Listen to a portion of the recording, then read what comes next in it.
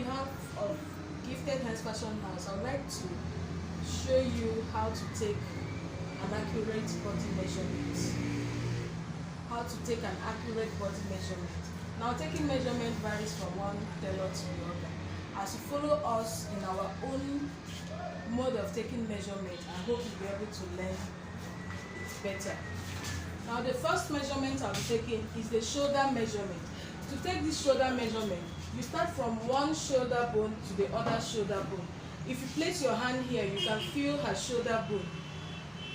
These two shoulders, you can feel the shoulder bone here. So I'll place my tape rule here from one shoulder to the other shoulder, just like this. Now her shoulder here is 14. She has a shoulder of 14.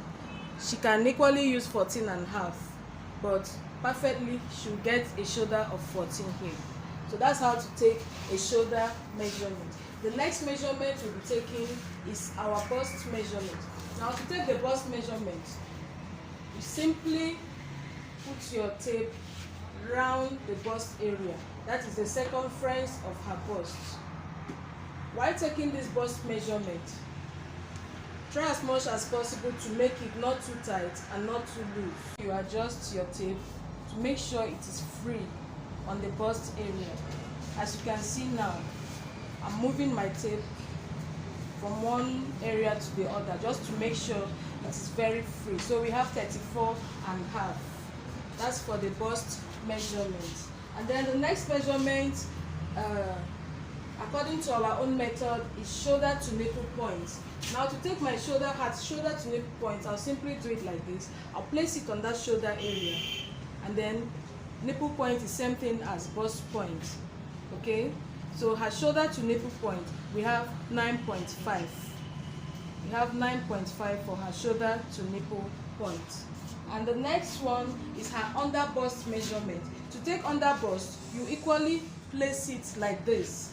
From shoulder, you get the under bust. Her shoulder to under bust is 13.5. We have 13.5 for her shoulder to her under bust. The next measurement is the nipple to nipple. You place it from one nipple to the other nipple.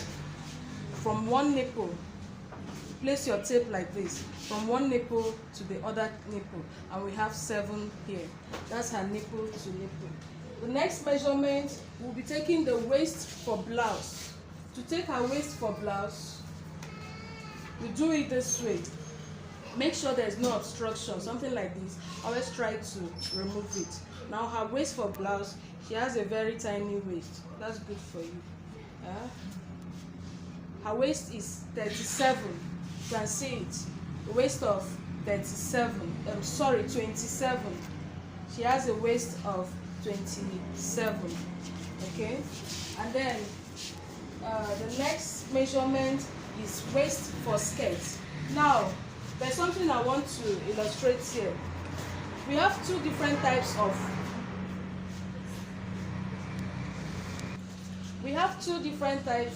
waists. We have blouse waist and we have skirt waist. So waist for blouse, you start it somewhere here, about 2 to 3 inches above your navel area. That is your waist for blouse. Okay, so her waist for blouse is 28. And then we have skirt waist. This is her skirt waist here. Now, in this skirt waist, always ask your client or whoever you're sewing for where the person likes her skirt waist to remain. The person wants it here, fine. Some people will actually take their skirt waist up here.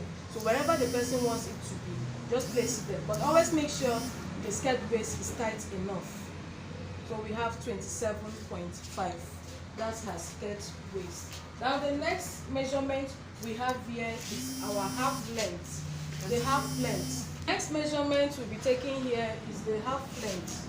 Now to take our half length measurement, you can see she used 17 here for her half length. But if you are sewing something like a bustier blouse, it's advisable you use 16. Use 16.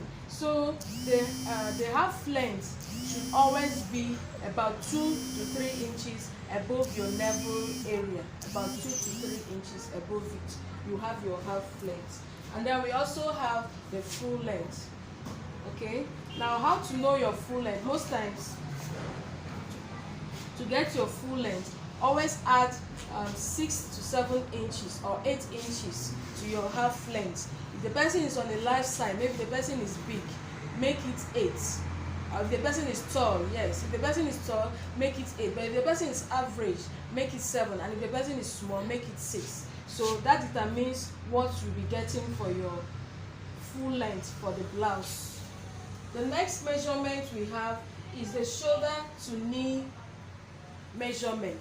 Shoulder to knee measurement will simply give us the measurement for a short gown.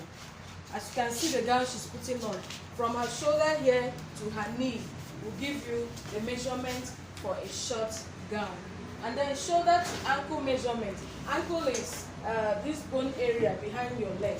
Whenever you are trying to take an ankle measurement, maybe a long gown, you want to take the measurement for a long gown, make sure the person squats up like this, yes, before you take the shoulder to ankle measurement. In so doing, you'll be able to get a perfect gown length. The next measurement we'll be taking is waist to ankle measurement. Waist to ankle measurement will give us the measurement for a long skirt.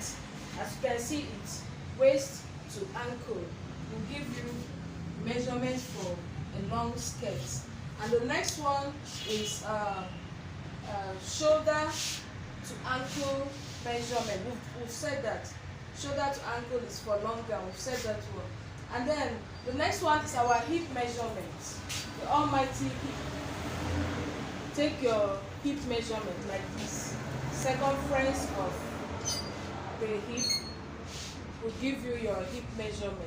You take the hip measurement, not too tight and not too loose, and make sure you adjust it freely to get a perfect hip. This way, you have you adjust it to make sure it is free enough, and it's not going to be too free so that the cloth will not end up being an oversized. So she has about 39.5 for her hip area. Then we move to the sleeves. To take our sleeve, you need to take the round sleeve.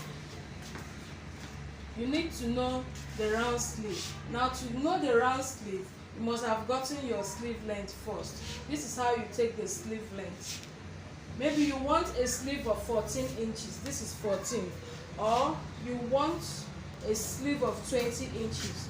Or you want a sleeve of 24 inches. Anywhere you want your sleeve length to be, wherever the length stops is where you take your round sleeve. Now, for instance, we want a sleeve of 14 inches. This is 14.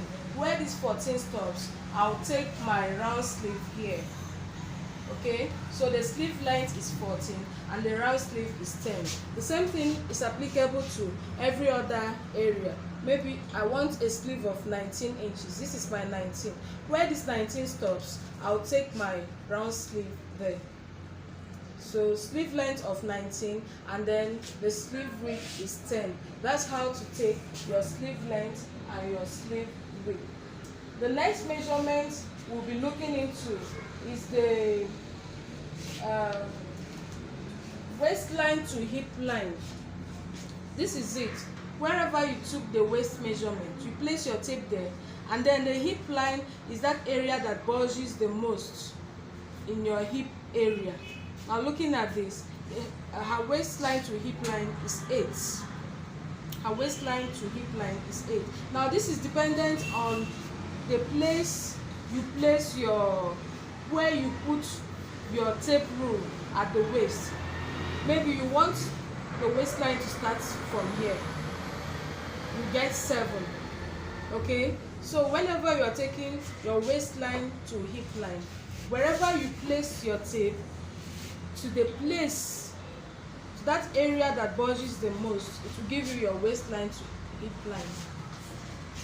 And then we also have waistline to above knee line. Now this is the waistline, and then from the knee line, touch the knee, from the knee area, from that knee area, 3 inches above it will give you your above knee. 3 inches above the knee line will give you your above knee. So far, these are the measurements required to make a fabric, any fabric of your choice. In fact, this measurement will give you, you can use it to sew any fabric you desire, except trouser. So anything you want to sew that is specifically for ladies, you now use this measurement to get them perfectly. Thank you.